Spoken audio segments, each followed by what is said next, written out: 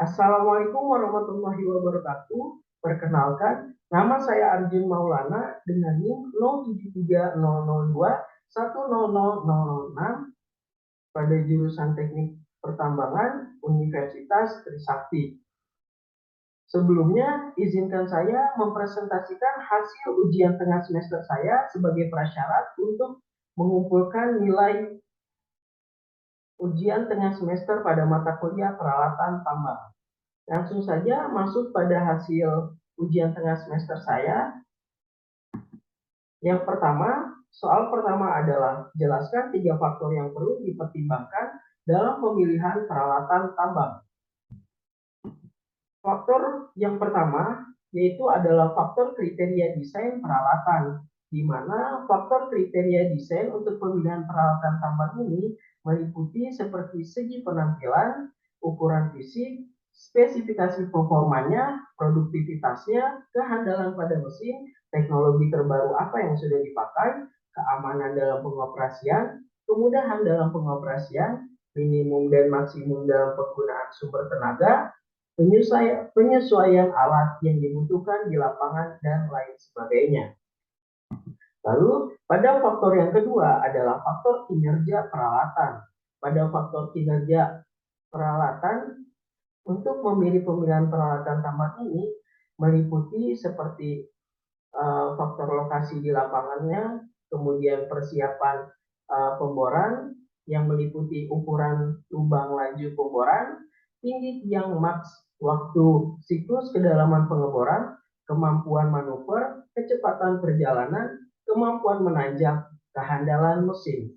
Pada ukuran lubang laju pemboran ini meliputi tekanan turun, torsi putar, ukuran kompresor, dan kecepatan putar. Lalu pada tinggi tiang maks, waktu siklus kedalaman pengeboran ini meliputi perubahan pipa dan relokasi mesin. Lalu pada loader atau penggalian ini meliputi kapasitas mangkuk dan kapasitas penggalian, lalu ketinggian menggali dan ketinggian pembuangan. Pada kapasitas mangkuk dan kapasitas penggalian meliputi kekuatan pemotongan atau cutting force, lalu pada kecepatan pemotongan, lalu ada jalur pemotongan. Dan faktor yang ketiga adalah faktor support dan biaya peralatan.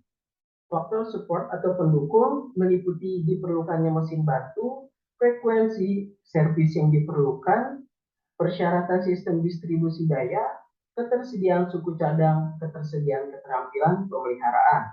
Lalu pada faktor biaya meliputi biaya kepemilikan, biaya operasional, dan biaya investasi awal. Pada biaya kepemilikan ini meliputi interest, asuransi, dan pajak. Pada biaya operasional ini meliputi perlengkapan, tenaga kerja, fuel atau power, dan perbaikan. Lalu pada biaya investasi awal ini meliputi mesin dasar, special features, accessories and options, dan perakitan di tambang. Pada soal yang kedua yaitu jelaskan penggunaan scraper dan siklus produksi scraper atau penggunaan dan gambarkan komponen dump truck.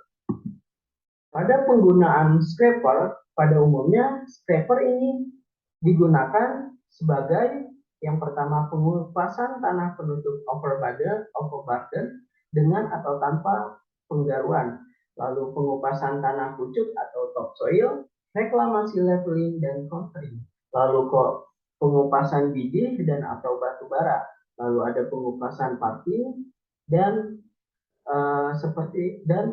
meliputi kegiatan umum seperti stock filling and reclaiming, lalu ada persiapan lokasi, konstruksi jalan dan kolam serta parit. Lalu pada siklus produksi scraper meliputi digging, open cut, memotong dengan kedalaman tertentu. Lalu ada hauling, membawa material ke tempat tertentu. Lalu ada dumping, meletakkan material ke tempat tertentu. Operasinya terdiri dari yang pertama pengikisan muatan, kedua perjalanan pengangkutan, ketiga buangan dan hamparan, keempat berputar, kelima perjalanan kembali, keenam berputar kembali lagi ke posisi mengisi muatan, dan yang ketujuh adalah waktu kembali. Pada penggunaan dump truck, pada umumnya penggunaan dump truck digunakan untuk mengangkut material seperti kerikil, batu, pasir, tanah, hasil tambang dan material lainnya dari suatu lokasi ke lokasi yang lain.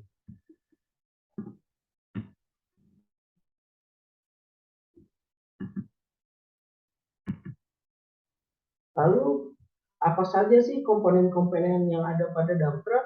Komponen yang ada pada dump truck yang pertama ada canopy spillboard, yang kedua ada dump body, yang ketiga ada rock injector, yang keempat ada final drive, yang kelima adalah rear wheel, yang keenam ada hose cylinder, yang ketujuh ada hydraulic tank, yang kedelapan adalah front wheel, yang kesembilan adalah grill radiator, yang ke-10 ada kabin operator. Pada soal ketiga, yaitu jelaskan mekanisme penggalian dan perbedaan antara hydraulic hoe atau backhoe dan hydraulic shovel. Menurut Anda, bagaimana kelebihan dan kekurangan dari kedua jenis alat hydraulic excavator tersebut?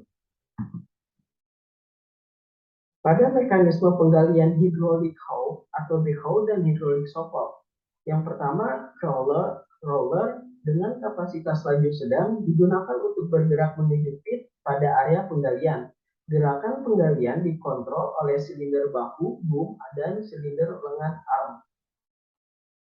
Pada backhoe, penggalian ke arah bawah dan mendekati alat, sedangkan shovel menggali ke arah atas dan menjauh. Mangkuk atau bucket dibuka untuk menggali gigi gali untuk penetrasi yang diinginkan. Lalu yang kelima, posisi penggalian material disesuaikan dengan kondisi objek yang digali atau diangkut. Lalu yang keenam, kancing pada bucket backhoe digunakan untuk membawa dan menumpahkan material dengan memutar bucket. Ketujuh, mesin bagian atas berputar pada dasar crawler sehingga mesin dapat berputar ke kanan maupun ke kiri dari pon kerja dan menumpahkan material ke dalam hopper, truck maupun stockpile.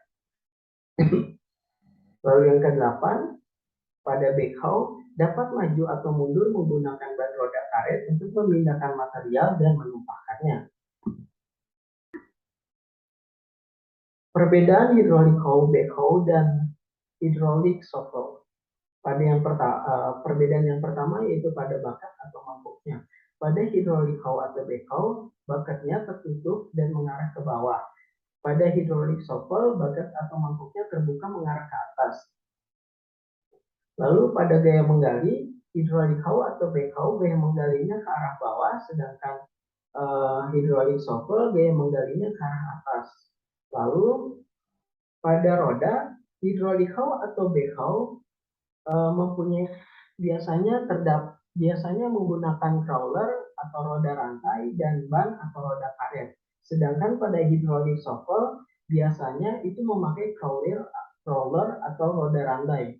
Lalu pada silinder lengan, hydraulic hoe atau backhoe silinder lengannya berada di atas, sedangkan pada hydraulic shovel silinder lengannya berada di bawah. Lalu pada cara penggunaannya, hydraulic hoe atau backhoe biasanya digunakan untuk menggali material di area yang letaknya di permukaan tanah atau bahkan di bawah permukaan tanah. Sedangkan penggunaan pada hydraulic shovel biasanya digunakan untuk menggali material di area yang letaknya lebih tinggi daripada tempat kedudukannya.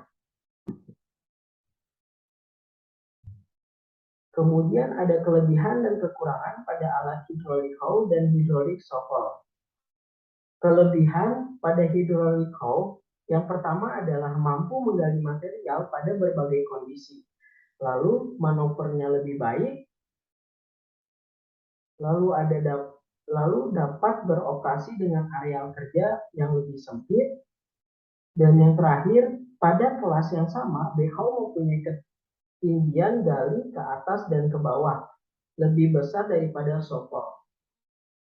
Lalu kekurangan pada hydraulic hoe yaitu ukuran bucket lebih kecil dibandingkan dengan shovel yang ukuran mesin yang sekelas. Lalu pada kelebihan hydraulic shovel, yang pertama dapat memberikan produksi lebih tinggi dibandingkan dengan backhoe. Lalu yang kedua, pada umumnya backhoe-nya lebih besar dibandingkan dengan backhoe. Bucket-nya lebih besar daripada dengan backhoe. Lalu yang ketiga, shovel mempunyai kapasitas lebih besar 10-20% daripada backhoe. Sedangkan kekurangan pada hydraulic shovel yaitu kondisi operasinya terbatas atau kurang fleksibel. Lalu yang kedua, biasanya memerlukan alat tambahan, misalnya bulldozer. Sekian dari presentasi hasil ujian tengah semester saya. Jika ada kesalahan kata, mohon dimaafkan. Terima kasih.